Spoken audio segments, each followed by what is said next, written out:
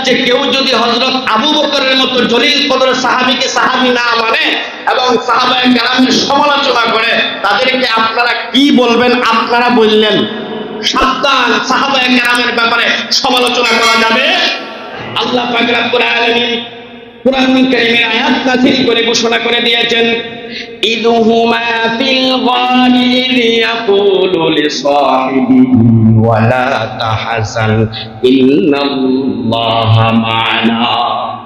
ইযহুমা feel গার, তারা দুজন যখন এই গর্তের মধ্যে ছিল, ইয ইয়াকুলু লিসাহিবিহি, একজন আরেকজনকে বলল, একজন আরেকজনকে বলল, যে যাকে বলল, যে বলল তিনি হচ্ছে আমার নবী, আর যাকে বলল তিনি হচ্ছেন আবু বকর। কি বলল? ইন্নাল্লাহা মা'ানা ওয়ালা তাহজান, ভয় করো না, ইন্নাল্লাহা মা'ানা, আমাদের সাথে আছে। কে বলেন? এই আয়াতের মধ্যে স্পষ্টভাবে আল্লাহ পাক রব্বুল আলামিন হযরত আবু বকরকে সাহাবী হিসেবে ঘোষণা করেছেন। সুবহানাল্লাহ। ইয ইয়াকুলু লিসাহিবিহি, নবী তার সাহাবীকে বললেন, লা তাহজান ইন্নাল্লাহা মা'ানা, ভয় পেও না, আমাদের সাথে আছে আল্লাহ। বলেন সুবহানাল্লাহ। এবার এখানে একটা ছোট্ট কথা বলি, আমার আল্লাহ আবু বকরকে সাহাবী হিসেবে ঘোষণা করেছেন।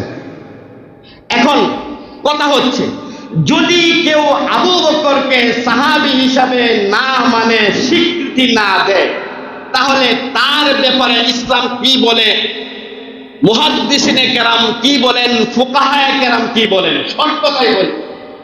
আপনারা শুনেছেন কাদিয়ানী, যারা আমার নবীকে শেষ নবী, কথা বলেন, শেষ নবী মানে না, এরা হচ্ছে কাদিয়ানী। এরা কুরআনুল কারীমের একটা আয়াতের দুইটা শব্দ ওয়া খাতামান নাবিয়িন, আমার নবী যে শেষ নবী, এটা তারা মানে না। নাউযুবিল্লাহ। এই না মানার কারণে কাদিয়ানীরা মুসলমান না কাফের? সবাই বলেন, জোরে বলেন, কাফের। ঠিক তদ্রুপ এই আয়াতের মধ্যে আল্লাহ পাক রব্বুল আলামিন হযরতে আবু বকরকে সাহাবী হিসেবে ঘোষণা করেছেন। যদি কোনো ব্যক্তি আবু বকরকে সাহাবী হিসেবে না মানে, আপনারা বলেন সে মুসলমান না কাফের? জোরে বলেন। আবার শর্ট একটা তথ্য আপনাদেরকে দেই,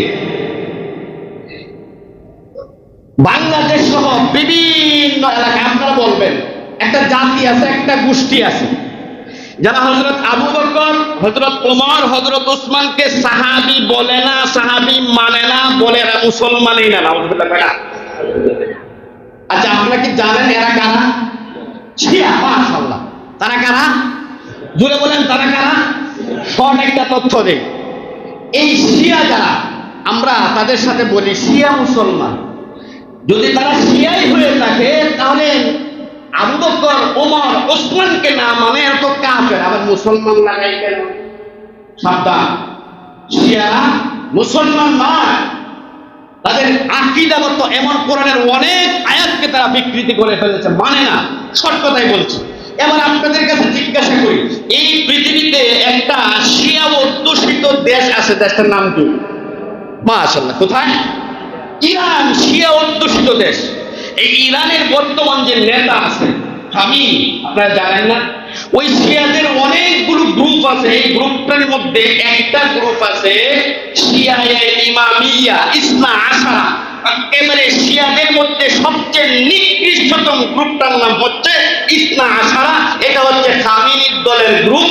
আচ্ছা, তারা যদি খামেনির দলের নিকৃষ্টতম গ্রুপ হয়ে থাকে, আর আমার নবীর সাহাবী আবু বকরকে যদি সাহাবী না বলে, যদি বলে ইমানদারই না, তারা মুসলমান না কাফের?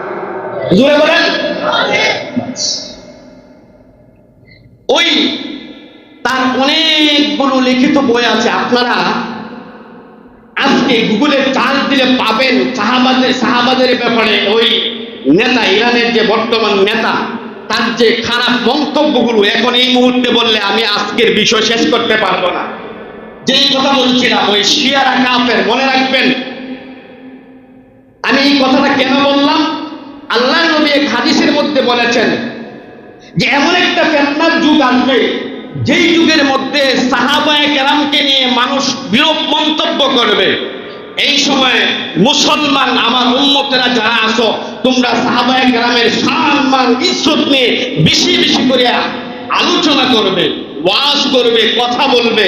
আমার সাহাবীদের কি সুনাম ছিল, তাদের আমল নিয়ে, তাদের আখলাক নিয়ে, তাদের চরিত্র নিয়ে আলোচনা করবে। যদি আলোচনা না করো তাহলে তোমাদের উপর আল্লাহর লানত, ফেরেশতাদের লানত, সকল মাখলুকের লানত। নাউযুবিল্লাহ বলেন। এই জন্য আলোচনা করলাম সাহাবায়ে কেরামের অনেক মর্যাদা। যাই হোক, যেই ব্যক্তি ওই ইরানের শিয়া হোক, বাংলাদেশের শিয়া হোক, ইরানের মুসলমান হোক, বাংলাদেশের মুসলমান হোক, এই আয়াত দ্বারা বোঝা যাচ্ছে কেউ যদি হযরত আবু বকরের মতো জলিল কদর সাহাবীকে সাহাবী না মানে এবং সাহাবায়ে কেরামের সমালোচনা করে, তাদেরকে আপনারা কি বলবেন? আপনারা বললেন সাবধান, সাহাবায়ে কেরামের ব্যাপারে সমালোচনা করা যাবে। আল্লাহর নবী তো হাদিসের মধ্যে বলেছেন, এই খুতবা যে প্রতিদিন আপনাদের সামনে পড়ি, আল্লাহ আল্লাহ ফি আসহাবি লা তাত্তাখিদুহুম গারাদাম মিন বাদি ফামান আহাব্বাহুম ফাবিহুব্বি আহাব্বাহুম ওয়া মান আবগাদাহুম ফাবিবুগদি আবগাদাহুম ওয়া খায়রু উম্মতি কারনি থুম্মা আল্লাযীনা ইয়ালুনাহুম থুম্মা আল্লাযীনা ইয়ালুনাহুম ইলা আখিরিল হাদিস।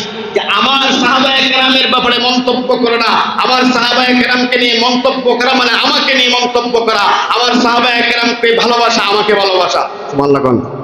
অতএব সাবধান, সাহাবায়ে কেরামকে নিয়ে কারো কটু কথা বলা যাবে না, মন্তব্য করা যাবে না। এটাই আহলে সুন্নাত ওয়াল জামাতের অভিমত। মুহতারাম হাজিরিন, আমি যেই কথা বলছিলাম, হযরতে আবু বকর হেরা গুহার মধ্যে আসে, ঢোকার পরে এবার হেরা গুহার মধ্যে ঢোকার পরে দেখেন বিভিন্ন ছিদ্র, শর্টে আমি চলে যাচ্ছি, 5 মিনিট সময় আছে। বিভিন্ন ছিদ্র, হযরত আবু বকরের মাথার পাগড়িটা খুললেন। দেখেন নবী প্রেম কাকে বলে। হযরত আবু বকর চিন্তা করলেন,